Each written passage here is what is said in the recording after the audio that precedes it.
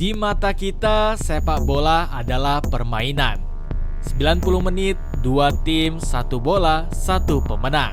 Tapi di mata para penguasa, sepak bola bukan sekedar pertandingan. Ia adalah panggung yang bisa menyembunyikan korupsi, menghapus skandal, mengalihkan perhatian rakyat, dan yang paling berbahaya, membangun kekuasaan yang tak terlihat. Dari Stadion Berlin di era Nazi ke Stadion mewah Qatar di Piala Dunia 2022. Dari tangan dingin Mussolini ke manuver cerdik putra mahkota Arab Saudi. Sepak bola jadi alat propaganda, jadi wajah dari soft power, bahkan jadi cuci darah kekuasaan gelap. Pertanyaannya, kenapa olahraga yang katanya hanya hiburan justru jadi arena permainan politik paling licik di dunia? Kita akan mengupas sisi lain sepak bola sebagai senjata politik paling licik di dunia. Ketika Adolf Hitler menyebut ribuan atlet di Berlin tahun 1936, dunia terkesima. Nazi Jerman berhasil memamerkan kekuatan negaranya lewat Olimpiade. Tapi ada yang lebih besar dari sekedar upacara pembukaan megah, propaganda. Hitler sadar olahraga bukan cuma soal pertandingan. Ia adalah alat untuk membangun citra, untuk menunjukkan pada dunia bahwa Jerman adalah bangsa kuat, modern, dan tak terkalahkan. Setiap kamera yang menyorot stadion, setiap siaran radio yang memutar anthem kebesaran adalah bagian dari skenario besar mempercantik wajah kekuasaan. 2 tahun sebelumnya, Benito Mussolini di Italia juga memainkan trik serupa lewat Piala Dunia 1934. Ketika Italia ditunjuk sebagai tuan rumah, Mussolini melihat kesempatan emas. Dia tak hanya ingin memenangkan Piala Dunia, dia ingin seluruh dunia melihat kehebatan fasisme Italia. Segala cara dilakukan, wasit dikendalikan, tekanan politik dilayangkan. Bahkan, beberapa lawan merasa mereka kalah sebelum kick-off dimulai. Akhirnya, Italia keluar sebagai juara. Bukan sekedar kemenangan olahraga, tapi kemenangan propaganda. Hitler dan Mussolini memperlihatkan pola yang sama. Olahraga, khususnya sepak bola, mampu menyihir massa. Di tengah keterpurukan ekonomi, ketegangan politik, dan perang ideologi, sepak bola jadi pelarian. Di tribun rakyat bersorak, di layar dunia melihat kemajuan negara mereka. Dan di balik semua itu, kekuasaan memperpanjang napasnya. Namun pertanyaannya, apakah trik seperti ini hanya terjadi di masa lalu?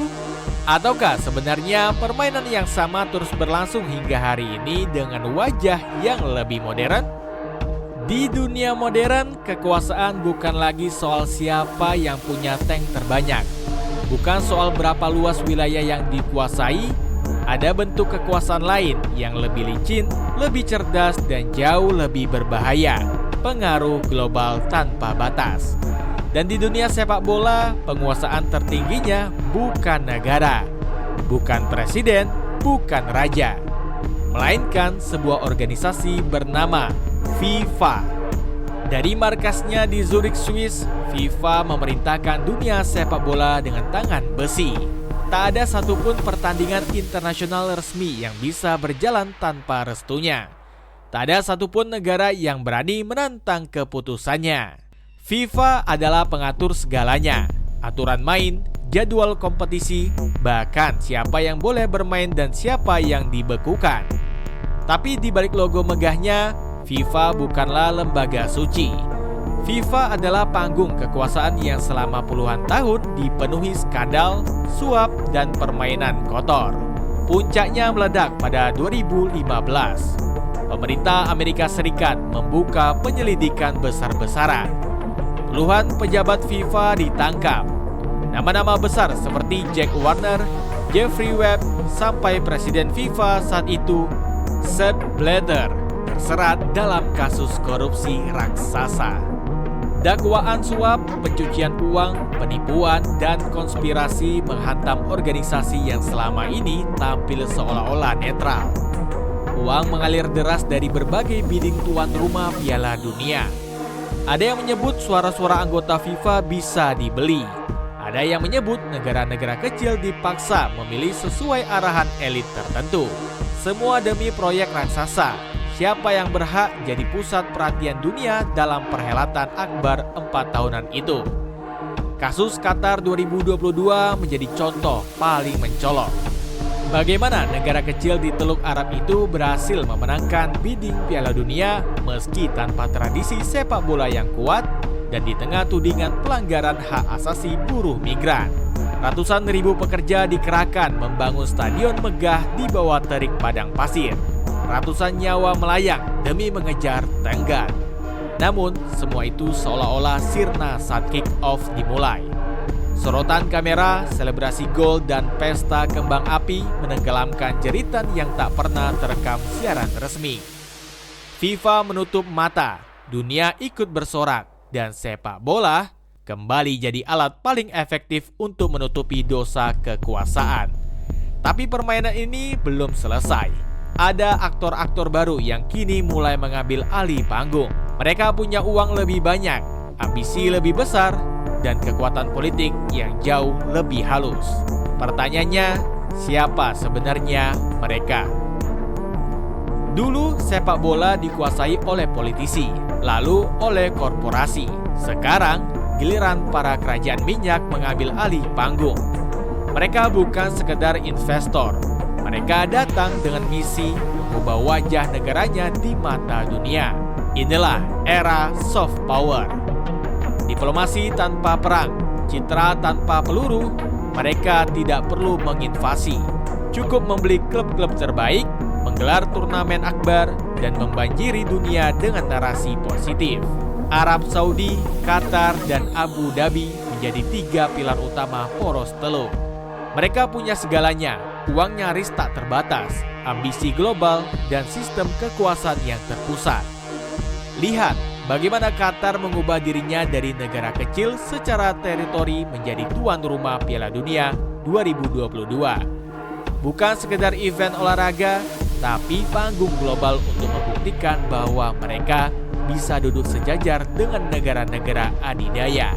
Mereka membangun stadion futuristik, menyulap kota-kota gersang jadi metropolis modern. Semua demi satu misi. Qatar adalah bagian dari peta dunia, bukan lagi sekedar titik kecil di peta teluk. Di sisi lain, Abu Dhabi membangun kerajaan sepak bolanya lewat City Football Group. Manchester City hanyalah pucuk gunung es. Di bawahnya, mereka punya jaringan klub di Amerika, Australia, Spanyol, India, Jepang, bahkan Cina. Dengan kekuatan finansialnya, Abu Dhabi menjadi Manchester City bukan sekedar klub, tapi mesin pemasaran global yang membawa nama Uni Emirat Arab kemana-mana. Dan kemudian Arab Saudi, pemain baru yang agresif. Mereka mengambil alih Newcastle United, membawa Liga Pro Saudi jadi destinasi baru bagi bintang-bintang dunia. Cristiano Ronaldo, Karim Benzema, Neymar. Semua didatangkan dengan tawaran gaji yang sebelumnya tak pernah terbayangkan. Tapi, di balik semua transfer megah itu, ada misi besar, mencuci citra. Inilah yang disebut banyak pengamat sebagai sport washing. Mencuci noda-noda politik, pelanggaran HAM, represi dalam negeri, dengan cara membanjiri dunia lewat prestasi olahraga. Publik internasional mulai lupa kasus pembunuhan Jamal Khashoggi, penindasan aktivis perempuan, atau penangkapan oposan. Yang tersisa hanya highlight gol, pesta juara, dan pujian media. Sepak bola jadi tameng paling ampuh, karena ketika semua orang sibuk merayakan gol indah, sangat sedikit yang mau peduli apa yang terjadi di balik layar. Namun pertanyaannya, apakah permainan kekuasaan ini hanya terjadi di level internasional? Atau negara-negara seperti Indonesia pun sebenarnya sedang memainkan permainan yang sama? Permainan kekuasaan sepak bola bukan cuma milik negara besar.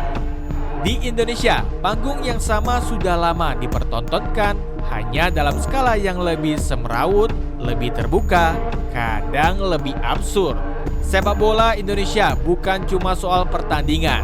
Ia jadi ajang rebutan pengaruh politik. Klub-klub dimiliki atau dikendalikan oleh politisi, pengusaha, bahkan aparat. Stadion menjadi panggung kampanye, jersey jadi baliho berjalan.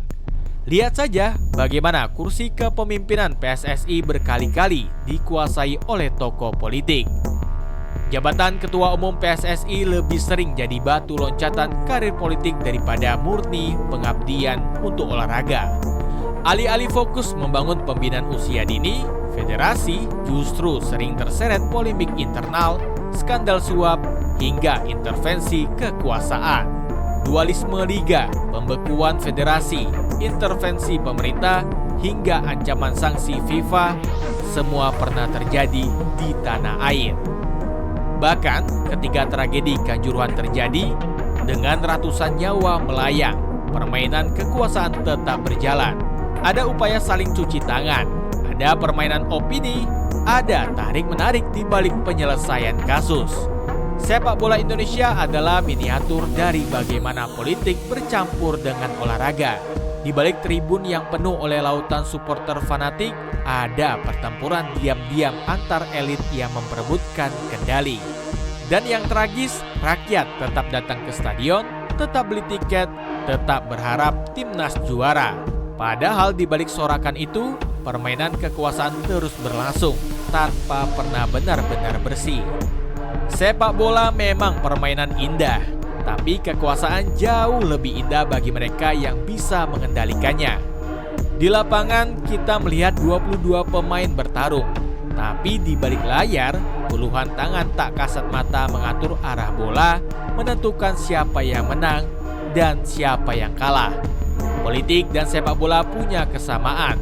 Keduanya soal massa, soal pengaruh, soal emosi yang bisa dibakar, dikendalikan, lalu diarahkan. Bedanya ketika wasit meniup peluit akhir di lapangan, pertandingan usai. Tapi di ruang kekuasaan, permainannya tak pernah selesai. Di era modern, kekuasaan tak lagi ditunjukkan lewat parade militer. Kini cukup dengan satu trofi juara, satu stadion megah, dan satu selebrasi global. Rakyat bersorak, media memberitakan, dunia berdecak kagum. Sementara itu, mereka yang berkuasa tersenyum di balik layar. Inilah sepak bola, senjata politik paling licik yang pernah diciptakan manusia. Dan pertandingan ini masih jauh dari selesai.